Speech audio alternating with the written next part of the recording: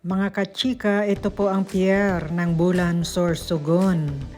Dito po dumadaong ang mga lancha at mga barko mula sa iba't ibang panig ng Bicol.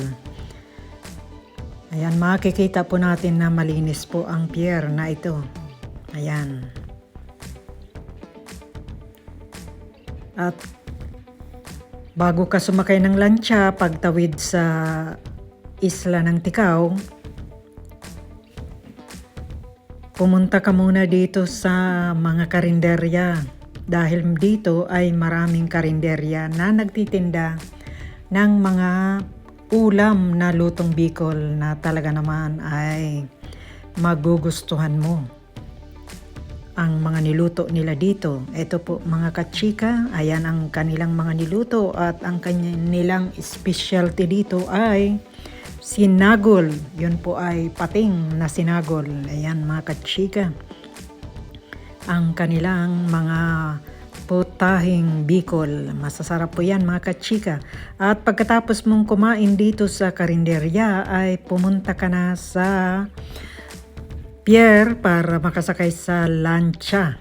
Ayan mga kachika. Dito ay marami ring mga pasahero tatawid ng isla ng Ticao.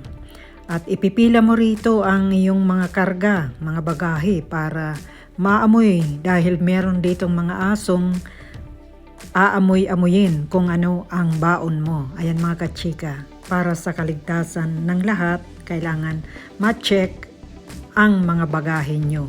At kasama na rin sa pag-check ang aso.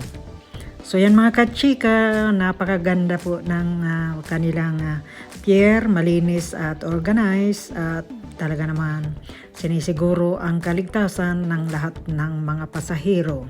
Ayan mga kachika. At mula dito sa pier ay 1 oras po mga kachika ang biyahe papunta sa isla ng Ticao sa bayan ng San Jacinto. Ayan mga kachika, makikita natin ang aso ay tumutulong sa pag-check ng mga bagahe. Inaamoy-amoy kung ano ang mga baon nyo. So yan mga kachika, ang pier ng Bulan na malinis at maganda. At ayan ang asong tumutulong para sa kaligtasan ng lahat.